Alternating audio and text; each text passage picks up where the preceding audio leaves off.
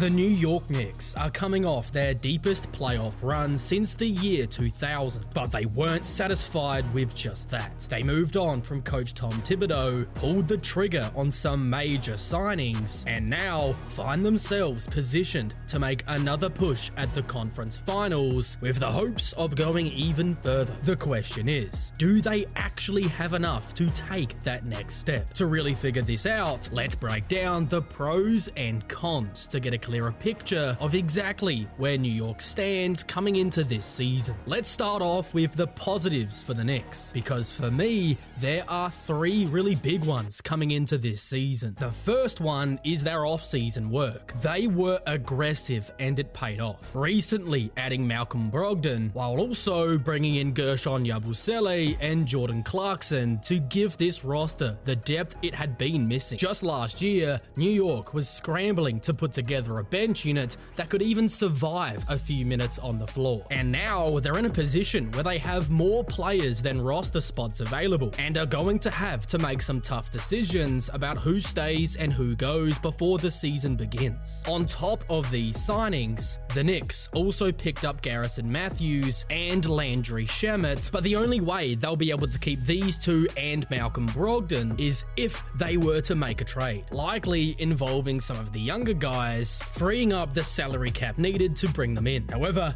that is really not an easy call, but it's something they're going to have time to figure out. On top of that, they've also been bringing in even more guys for workouts, like Dennis Smith Jr., Alex Lynn, and Trey Jameson III, while also hosting some open runs, where former Indiana Pacers center Thomas Bryant has reportedly impressed. The big man situation is especially worth keeping your eyes on, because while the Knicks are expected to go double big this season with Towns and Robinson, Mitchell Robinson is injury prone, and their current backup, Ariel Hukporti, tends to get himself into foul trouble. So if Robinson were to go down, they would be light at that position. So to at least have that veteran option in your back pocket would make that situation more survivable. But again, all of that requires freeing up cap space. Personally, I don't believe any of these decisions have to be made today. Let the guys come into training camp, compete, and earn the job. Iron sharpens iron, and that competition is only going to make their bench unit even stronger. Now, the second positive is pretty straightforward. This group gets an off-season to gel. Last season, we saw Jalen Brunson and Karl Anthony Towns develop chemistry pretty quickly, especially in those pick-and-roll situations, which really turned into a massive chunk of what the Knicks were doing offensively. And all of that was without a single off-season to prepare, as they traded for Cat during training camp. Now, they've had months to step back and reflect, and they're also about to have a full training camp together as well. That kind of continuity really matters, and I think it's going to make their dynamic duo even better. Then the third positive, and probably the most intriguing one, is the new coach. With Mike Brown comes a new system, and that could be exactly what this team needs to reach the next level. Of course, that does bring a lot of questions. Who's going to start, and how will the minutes be divided? The most likely change is Josh Hart moving out of that starting five into a bench role, which I actually think is where he can really thrive. Pushing the pace, handling the ball more, defending, and just raising the energy in those second unit minutes. That leaves us a projected starting five of Brunson, Mikal Bridges, OG Anunoby, Karl Anthony Towns, and now Mitchell Robinson. That is a really strong group, as they have size, defense, and shot creation. Unlike last year, the bench now actually looks legitimate. Hart, McBride, Brogdon, Clarkson, Yabusele, and Hukporti gives you a good mix of defenders and playmakers. Hart, McBride, Yabusele, and Hukporti give you the toughness and defense, while Clarkson and Brogdon bring you scoring and shot creation. And don't forget that both Clarkson and Brogdon are both former Sixth Man of the Year winners. Clarkson back in 2021 with the Jazz, and Brogdon won it with Boston back in 2023. Since then, both guys have drifted out of the spotlight for different different reasons. Brogdon struggled with injuries while he was in Portland and Washington, and for Clarkson, his efficiency just fell apart once the Jazz became a lottery team. But with a fresh start in the mecca of basketball, I believe that could change everything. If these guys get back to some really good form, it would be a massive boost for the Knicks off the bench. Now, the bigger question is how exactly Coach Brown will tweak both the offense and the defense compared to last year. We probably won't see New York play at the same breakneck pace that the Kings did under Brown because the personnel's just different. But I do think he's going to try and speed them up, especially in the half court. And pace isn't just about running the ball up and down the floor as fast as possible. It's really about making quicker decisions, moving the ball sooner, and not letting the defense settle. That's the kind of change we're likely going to see immediately. On the defensive side of the floor, assuming that Robinson is starting next to Towns, that's a setup that could actually help Cat conserve energy and potentially stay out of foul trouble, letting him focus more offensively. With Bridges and OG on the wings, Brown won't need to throw Bridges onto the ball handler every single possession like Tibbs did last year. That's because OG really showed that he was more effective at navigating those ball screens and defending from the point of attack than Mikal was last year, who did have some real troubles when it came to ball screen navigation. So I think this is an adjustment that just makes sense as well. Now, even though I believe some responsibility is going to be taken from Bridges and given to Anunoby when we're talking about the defensive side of the ball, I actually think that Mikal Bridges is going to benefit the most from the new coaching change. Back in Sacramento,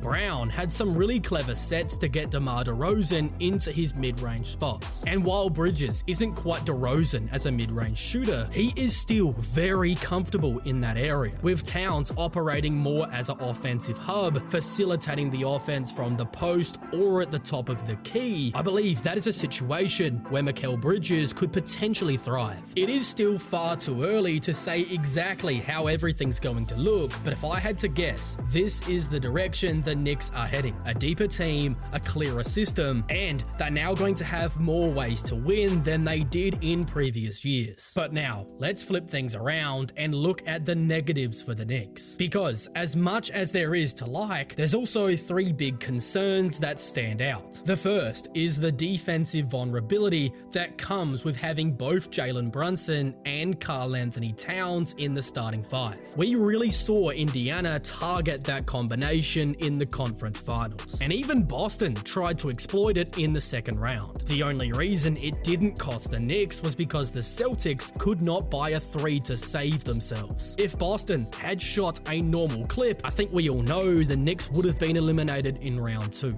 And honestly, the franchise agrees with me, because that's why they moved on from Coach Thibodeau, despite the fact he got the Knicks to the conference finals for the first time in over 2 decades. They all knew that they were fortunate. Now, you can usually hide one poor defender in a good defensive scheme, but when you've got two, especially when one's a guard and the other's a big, it becomes a lot harder to do, especially when both can be dragged into the same action. That's where the double big lineup will come into play. Having Robinson in there allows him to be the last line of defense at the rim, which allows Towns to spend more time defending on the perimeter, a setup that actually suits Cat better and will hopefully keep him out of foul trouble. But the second concern ties right back into the starting five. We've touched on this plenty already, but there is a real possibility that the Knicks just run it back with Josh Hart still in the starting five. And to me, that would be a massive mistake. Yes,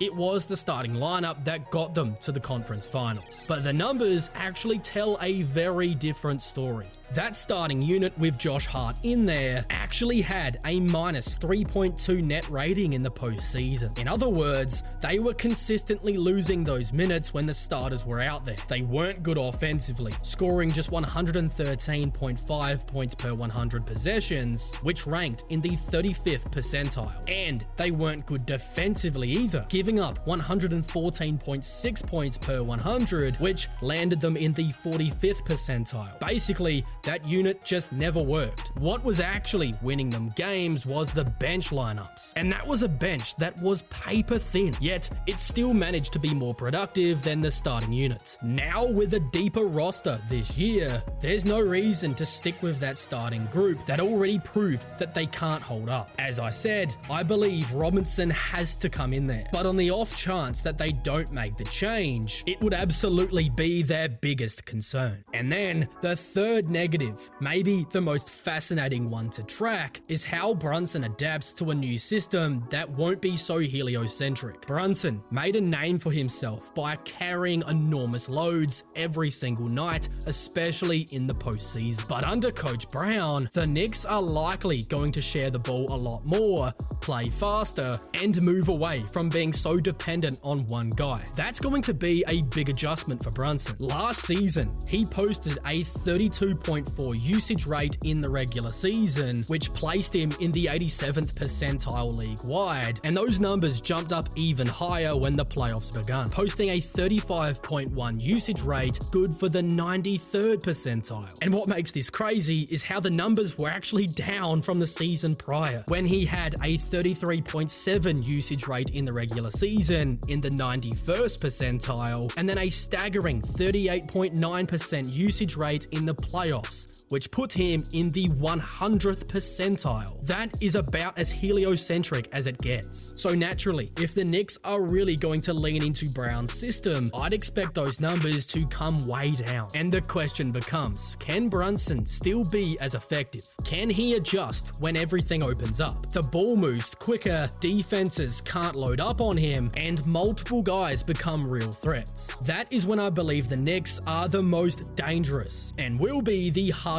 to stop. But if Brunson struggles to adapt and the team ends up reverting back to that same heliocentric style, then I think it'll put a hard cap on what their offense can actually accomplish. They become too predictable, too easy to scheme against, and overly reliant on the one guy to win them games. So, while the Knicks certainly look way more dangerous than they've been in years, these three issues, the Brunson Cat defensive concerns, the starting five question, and Brunson's adjustment to a new offensive system, will certainly be hurdles they have to clear if they're going to take that next leap. So, with all of this in mind, where do I actually see the New York Knicks finishing out this season? I came across a poll recently asking fans of the Knicks what they would consider a successful year to look like, and the results were pretty telling. 43% of fans said the Knicks need to win the Eastern Conference Finals, while another 30% said to simply make the finals, even if they were to go on to lose. That's over 70% of the fan base essentially saying this team has to win the conference this year for it to be a success. And honestly, I can't say I disagree. Do I think that's realistic? Absolutely. Barring any major injuries, I see the Eastern Conference Finals coming down to Cleveland versus New York. And as of right now, I'd put the Knicks as the favorites to win that matchup. As talented as I believe the Cavaliers are, they still don't have the playoff resume as this Knicks group and the success New York has seen over the last couple of seasons. New York's experience and ability to win tough games really gives them the edge. As far as the regular season goes, I believe the Knicks are going to end up as the 2 seed. I think Cleveland grabs the top spot just because they're younger and will likely push harder in the regular season. But once the postseason rolls around, I just have more trust in the Knicks to get it done. I think their starting five, if Robinson is inserted, will be more balanced and effective than it was a year ago. And this time, they actually have a bench unit that can hold its own and even swing games. Put all of that together, and I see the Knicks landing somewhere around the top 10 defensively,